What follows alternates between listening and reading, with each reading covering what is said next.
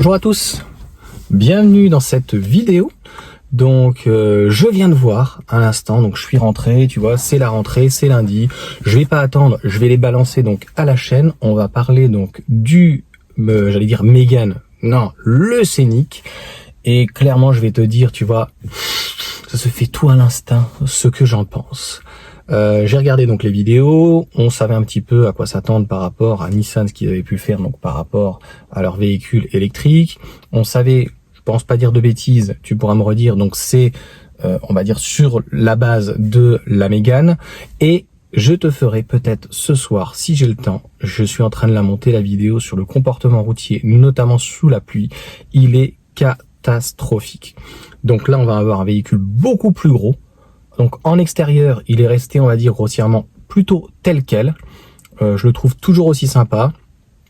Malheureusement, mes propos vont partir dans tous les sens parce que tout de suite, tout le monde a l'air de s'extasier sur les 620 km qui sont déjà théoriques, qui sont sur la grosse batterie de 87 kWh et à quel prix il va être. C'est-à-dire que mis à part celle de base, ça y est, j'oublie toujours les finitions. Tu me diras, ou je le rajouterai peut-être après en dessous. Donc on va avoir un véhicule extrêmement dépouillé. Est-ce qu'on aura par exemple comme la Mégane pas de coudoir, donc pour le coup central. Je pense que dès la finition techno, j'oublie toujours la finition du dessous. Dès qu'on aura la finition tout de suite techno avec le 220 chevaux, même en 60 kWh, on sera au-dessus du bonus. Donc le titre, je pense, va s'intituler comme ça. Et je suis clairement extrêmement déçu sur l'intérieur. Non pas que la Mégane n'est pas jolie. Clairement, je n'ai pas grand-chose à dire sur l'intérieur. Enfin, lapsus encore, hein. Scénic. Parce que clairement, Scénic, Mégane, Austral, espace. Je suis allé voir l'espace à l'intérieur. Par contre, il a un espace de fou. J'ai vu le coffre. Je suis déçu par l'intérieur parce que finalement ce que Renault propose c'est du Peugeot et ce que Peugeot propose c'est de l'Audi. Je suis désolé, c'est clair. Extérieurement, le Scénic a son style. L'intérieur, ils se sont pas pris la tête, ils ont pris ce qu'ils savaient faire peut-être de mieux, mais sans plus. Est-ce que d'ailleurs les sièges, du fait que c'est plutôt un typé SUV comme l'Austral et l'espace, je n'ai pas vérifié quand je suis allé chez Renault, le siège on peut l'incliner, mais en gros c'est l'intérieur c'est exactement la même chose. Donc je suis déçu par rapport à ça et j'ai vu l'ouverture du coffre, mis à part vraiment le tout premier 3008, ça coûtait trop cher, qui était fou là, qui s'ouvrait en deux parties.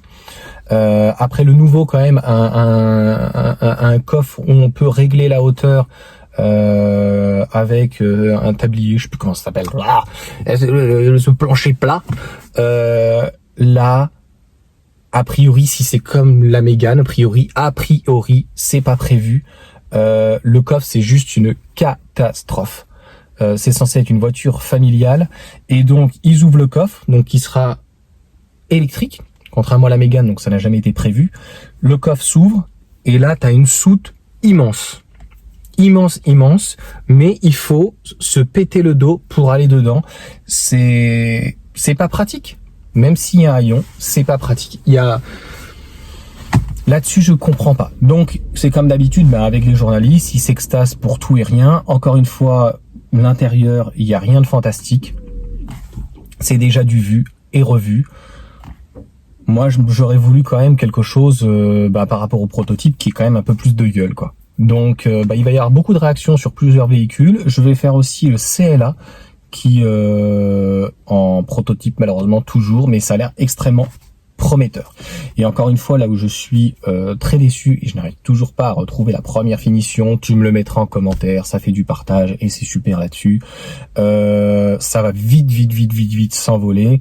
Quand on sait que la techno en Mégane, je veux pas dire de bêtises parce que je la suis plus en termes de tarifs, je vais pas recouper, mais à 500 € parce qu'ils ont remis la pompe à chaleur dessus. Là, elle serait tout de suite d'emblée dessus. Donc peut-être qu'il y aura pas la finition de base où il y aura donc dans ces cas-là l'accoudoir central.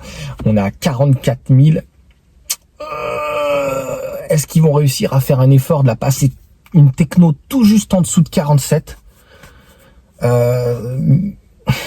Moi, j'y crois pas. Clairement, j'y crois pas. Pour une seule chose, il faudrait pratiquement qu'elle soit à 46 parce que dans ces cas-là, tu pourras prendre que le blanc. Je crois que le blanc est gratuit, mais tout de suite, ça sera 650 € la peinture. Et clairement, ça va s'envoler sur les finitions. Donc, a priori, il y a des finitions donc dites alpines. La finition, s'il y a une finition donc iconique. Quand on sait que la finition iconique, on est à peu près, ça dépend. Si tu rajoutes des options, t'es entre 46 et 48. Voire pratiquement, tu peux monter jusqu'à 49,50 dans une Mégane. Donc là, avec un très gros moteur, ça serait 4 roues motrices, je suppose. Dans le Nissan Iria, là, je ne sais jamais le nom de ce truc-là. Je ne sais plus de combien on parle de chevaux. Il marche plutôt pas mal. Je ne sais plus. Je l'ai plus en tête. Je crois qu'on est aux alentours des 300 chevaux. Mais là, je te balance ça, mais ça pourrait être pas du tout ça. Mais en gros, voilà, le fait de rajouter un moteur, c'est à peu près entre 2 et 4 000 € de plus, et puis une grosse batterie de 87 kWh, tu passes de 60 à 87, quand la Mégane, je crois qu'elle passe de 40 à 60 kWh, ça rajoute 3-4 000 de plus, donc tu fais vite le calcul, Mégane iconique 47, tu rajoutes 4000, ça te fait de batterie, ça te fait 51, 52, plus la motorisation, 52, 56, et tu rajoutes donc une série spéciale que la Mégane n'a pas pour le coup, donc série alpine, je pense que allègrement on va se rapprocher des 60 000 €, donc un peu comme le 3008, donc c'est hors de prix. Et clairement, si c'est pour avoir le même intérieur que la Mégane, et ben en fait, je m'étais un petit peu extasié sur cette Mégane. Je la trouve assez sympa à l'extérieur, surtout l'avant, l'arrière un petit peu moins au final. Je vais très vite le voir puisque étant pas très loin du technocentre de chez Renault, donc on va en très vite le voir. Et j'aimais bien sur la Mégane le porte-à-faux de la porte. Je pense qu'ils auraient pu le faire. Au final, ils ont fait leur porte effleurante qui s'ouvre automatiquement dès qu'on avance. Ça, elles sont très bien. Mais je préfère l'arrière, donc quand il n'y a pas la poignée. Donc on voit les poignées s'incruster. Et encore une fois, il n'y a rien à dire en fait pour l'intérieur. C'est une Mégane. Et je suis très déçu, c'est décevant, c'est pas du tout novateur. L'intérieur de la Mégane est très bien, mais je pense qu'elle demande certaines petites choses, certaines petites améliorations. Je suis dedans et j'ai déjà fait donc des vidéos et tu regarderas donc critiques sur la Mégane. Il y a des choses très positives et des choses critiquables. Et comme je te l'ai dit, et je dois sortir ma vidéo sur le modèle Y sur la consommation, je ne ferai pas de consommation donc sur le modèle sur la Mégane parce que concrètement je suis à un tarif défiant toute concurrence en leasing, je suis à 307 € avec 25 000 km sur 3 ans, ça me suffit largement, c'est pour essentiellement faire de la ville, déposer mes enfants, mais sinon logiquement je n'aurais pas pris ça, si on peut dire. Voilà, le véhicule est très propre, mais ça reste quand même à l'achat et en leasing quand il n'y a pas d'offre, quand il n'y a pas de dans les stocks, c'est quand même très cher et la question vraiment, est-ce qu'on en a pour son argent? C'est ça vraiment que je voulais dire. La fin et l'essentiel, c'est malheureusement non. Non, parce que ce qui lui manque clairement, c'est le comportement routier. C'était bien beau de mettre 220 chevaux. D'ailleurs, je ferai une vidéo. Je n'ai pas encore appelé Renault. J'ai deux problèmes. Donc j'avais vu sur internet que ça avait pu être réglé. Il y a quand même une partie donc de batterie au niveau de la Mégane sur l'essieu arrière, une partie. Ça tape. J'ai fait une vidéo d'ailleurs là-dessus lors de la présentation et des défauts. Je l'avais constaté, donc il va falloir qu'il règle ce problème de 1. Et j'avais déjà vu des problèmes entre guillemets d'à-coup sur la motorisation électrique. Et là clairement quand je suis rentré de Vendée, à l'arrêt, j'ai comme si elle allait caler, elle broute. Ah ouais, véhicule thermique qui broute. Donc ça se caractérise comment? Comme un broutage. Donc t'es à peu près à 10 km/h, lâché, le pied pratiquement lâché, et t'as l'impression que ça va caler. Donc comme je suis en leasing et que je vais être grossier, j'en ai strictement rien à foutre. Je vais les appeler quand même pour qu'ils me regardent ça. Ça va faire un contenu. Il y en a qui vont me dire, Renault, tous les jours un nouveau bruit. Et puis c'est surtout que bah voilà, ça va permettre de faire un petit contenu vidéo, voir comment ça se passe. Et c'est surtout pour le prochain propriétaire dans 3 ans qui normalement le reprendra pas en leasing ou peut-être un crédit, en tout cas qui va l'acheter donc chez Renault, et ben qu'il puisse quand même partir sur un véhicule qui n'ait pas ce problème donc de broutage. Et s'ils peuvent me régler le problème de suspension, les suspensions à l'arrière sont très raides. Donc non, ça sera pas à la hauteur malheureusement d'un modèle Y, même si le modèle Y, il lui manque certaines choses. On a un seuil qui est plat. Je ne comprends pas. Putain, c'est un modèle familial avec des gens qui ont des familles qui se cassent le dos.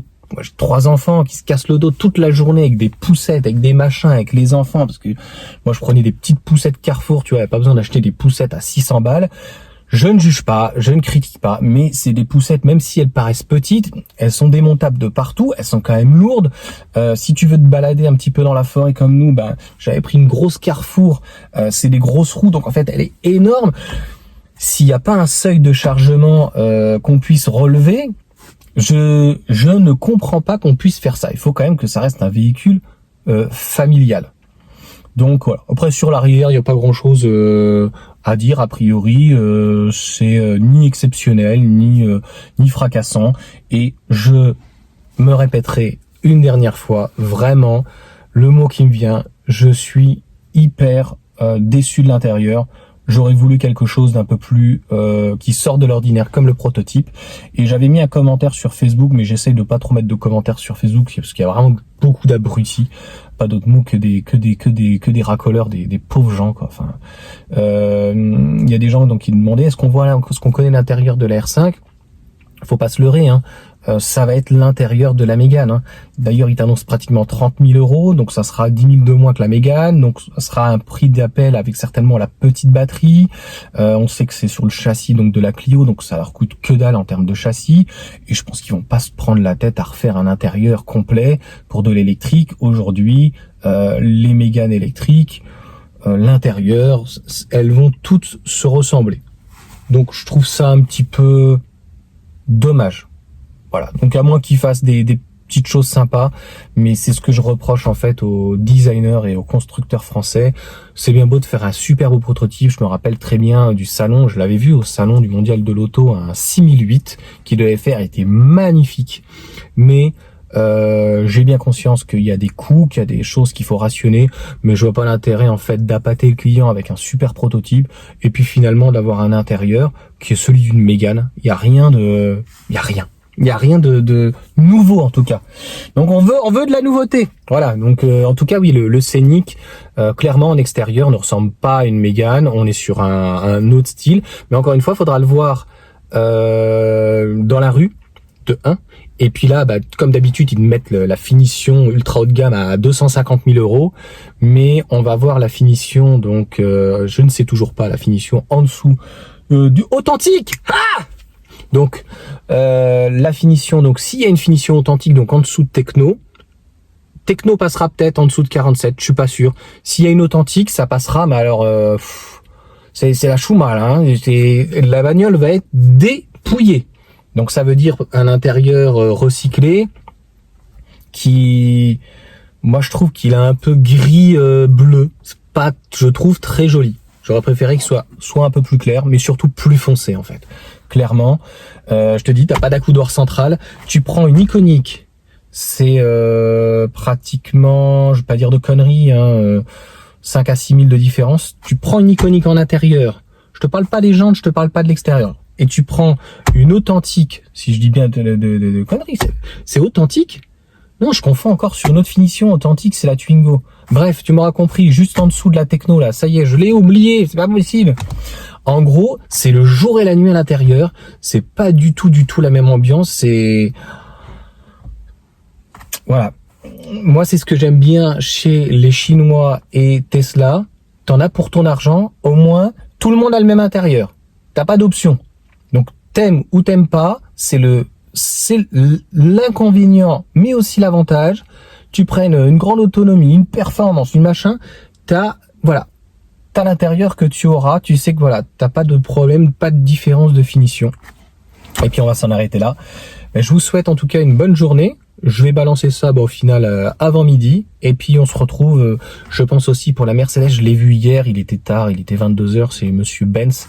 Donc allez, je vous souhaite une bonne journée.